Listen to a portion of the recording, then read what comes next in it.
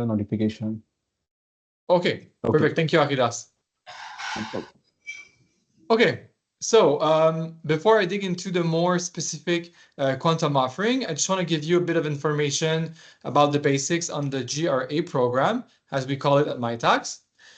So GRA is a program that aims to boost academic research collaboration between Canada and other countries through intern mobility.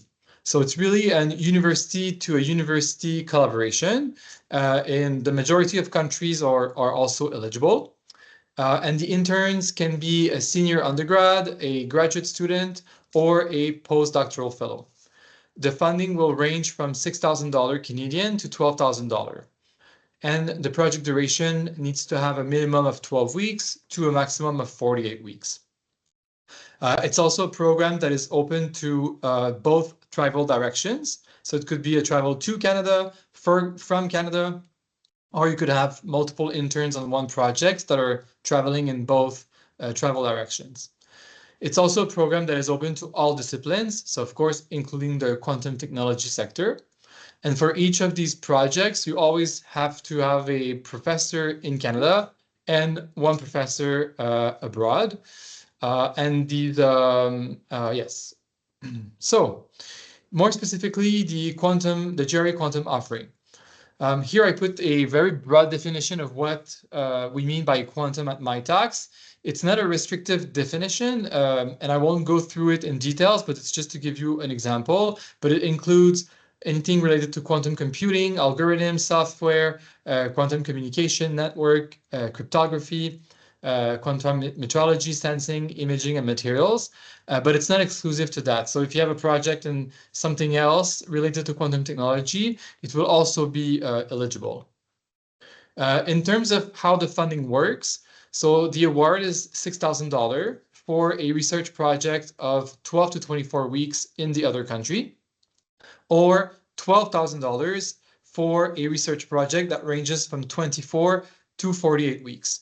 So what I call the sweet spot is a 24 weeks project where you get the biggest amount of funding for the smallest duration. So if your project is 24 weeks, that's basically the best in terms of ratio. But we're also encouraging interns to seek other sources of funding because the Mitacs funding usually doesn't cover everything because, as you know, international travel is expensive. And depending on the travel destination, whether it's in Canada or abroad, the price, the expense, living expense may vary greatly. Also, all universities in eligible countries can participate.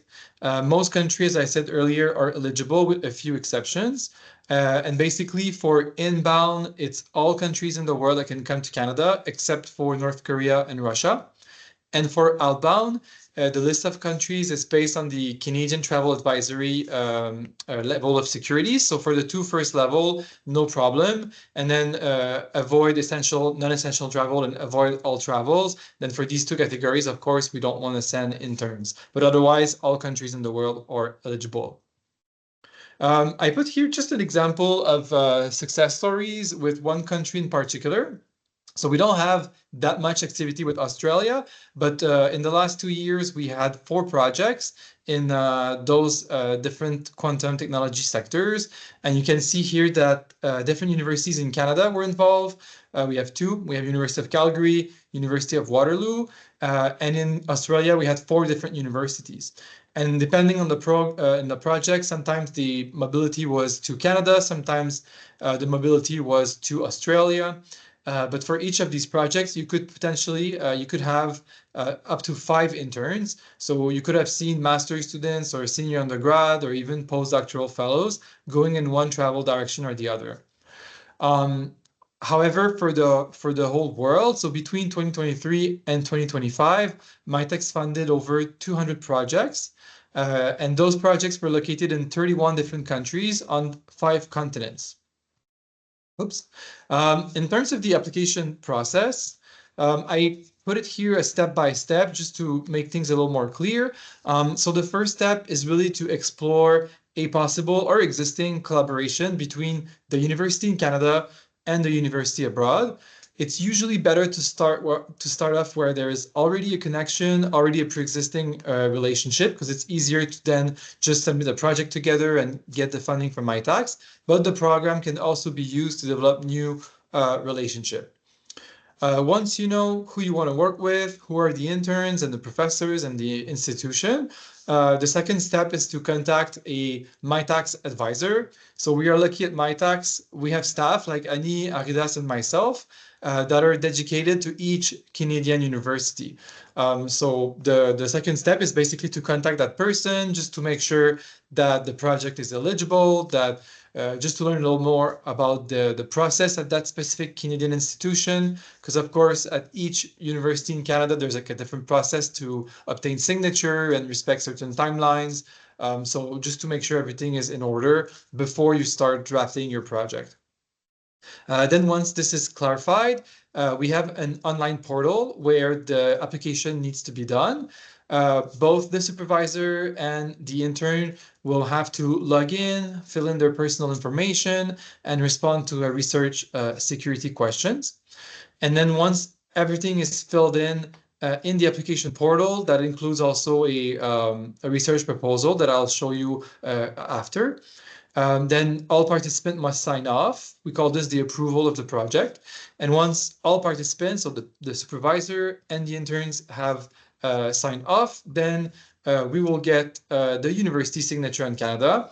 Usually this is done with the support of the Mitacs advisor, but you can get this information when you start discussing with the Mitacs advisor just to know how to obtain the signature. And then once the project is signed by the Canadian university, the project is submitted on the portal. Most of the time it will be done by the Mitacs advisor, but there may be a few exceptions. And then in terms of timeline, we ask that the project is submitted between 12 to 16 weeks prior to travel date, just to make sure there's enough time for Mitacs to process, to send its decision, and then for all the travel preparation, visa, immigration process, etc. And if you can do this more in advance, that's even better. So it will prevent any delays in the start of the project, because depending where the interns are going abroad and where the interns are coming from to Canada, then the delays for visa and immigration process may be quite different. This is just a little screenshot of the application portal. And then in terms of the research proposal, so this is a Word document that is on the application portal. You can download it, fill it in, and upload it back on the application portal. But here I put the different categories of what kind of information is required to draft the research proposal. So of course we need the list of interns that will be traveling and their travel dates. Then we need information about the proposed research itself, so the background, the objective of the Mitacs research project. If there is any Indigenous community involvement or impact, then you would include it there. Then we want a timeline that will reflect when each of these objectives and sub-objectives will be conducted throughout the internship. And we also ask for cited literature of the project.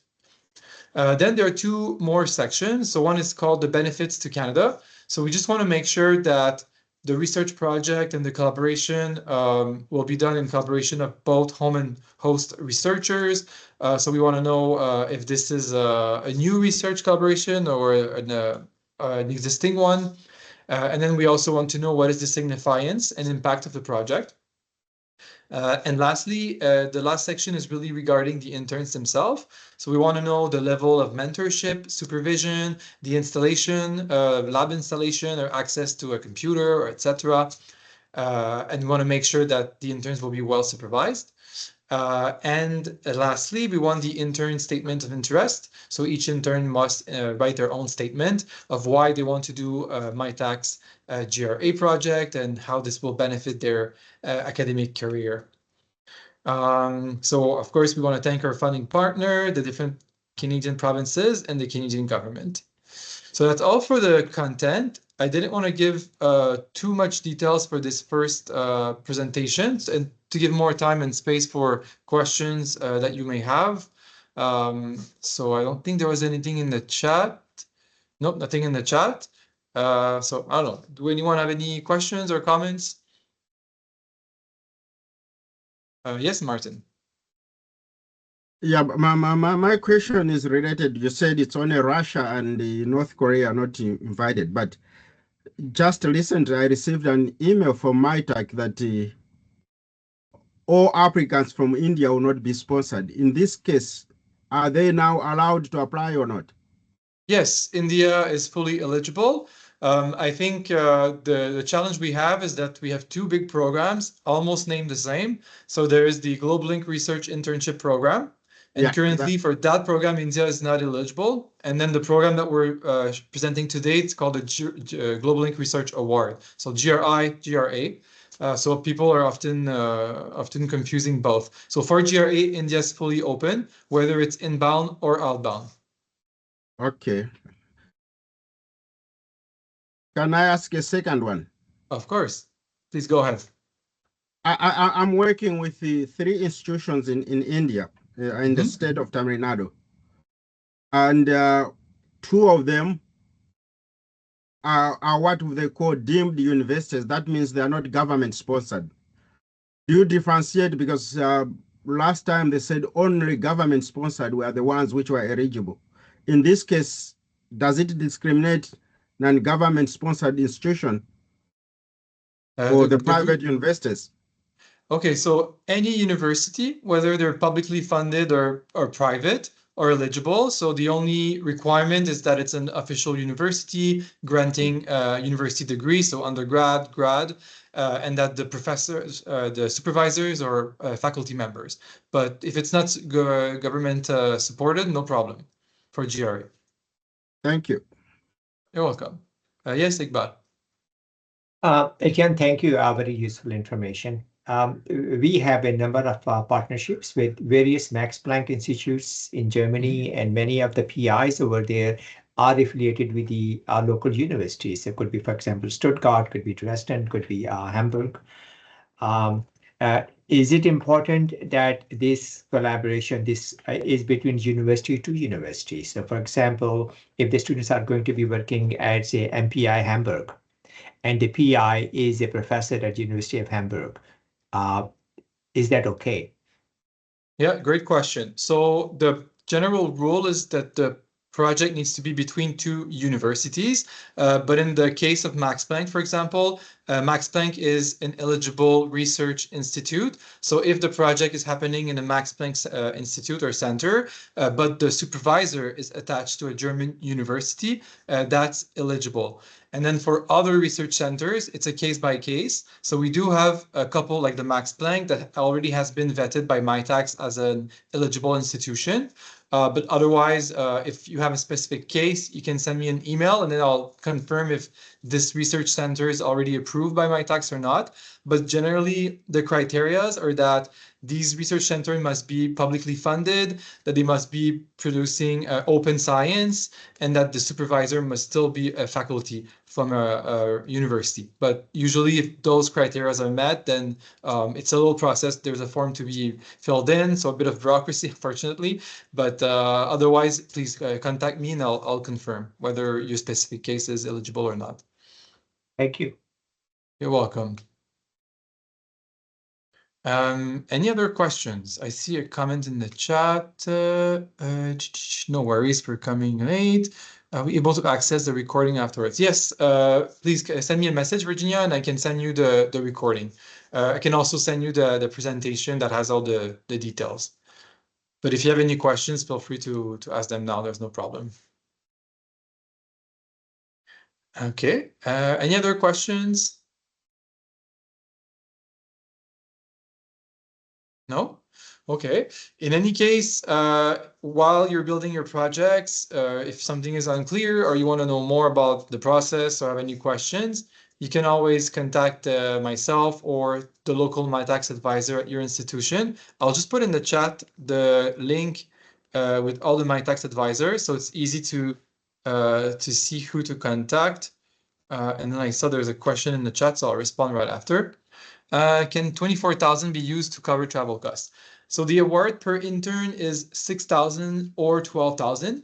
And then for the budget, you have three categories. You have a stipend category, you have a cost of travel and living cost, and you have a portion of 1,500 that can go to research cost. So depending on the Canadian institutions, there may be different rules for how to fill in the budget. Like I know, for example, at Université de Montréal, the university asked that the whole award is put into stipend, because for them it's simpler. They just transfer the fund to the intern and the lump sum, and then the intern deals with it the way they see fit. Some other institution, when the Mitacs budget is filled in differently, they may ask for invoices, so it may be a little complicated. So once you know at which, if you're from abroad, if you want to work with Canada, make sure that you talk to the Mitacs advisor just to know how to fill in the budget. And if you're a Canadian prof or intern, just also talk to the Mitacs advisor just to make sure how to fill in the budget. But for Mitacs side, the whole sum can be put into stipend or cost of living or expense. There's no problem. It's just the research cost that is limited of 1,500 per $6,000. No problem. All right. Any last burning questions? You can either put it in the chat. Oh, yes, Martin. You're still muted. For instance, I mentioned working with different institutions, and you said up to 5. Should all come from one institution or can be distributed from different institutions? Yeah, good question. So on one application, the portal only allows one university in Canada and one university abroad. But however, if it's the same project and you have interns coming from, let's say, 2 or 3 institutions, unfortunately, you'll have to submit 3 projects, but you could use the same research proposal. So the document that describes the whole project, that can be copy and paste.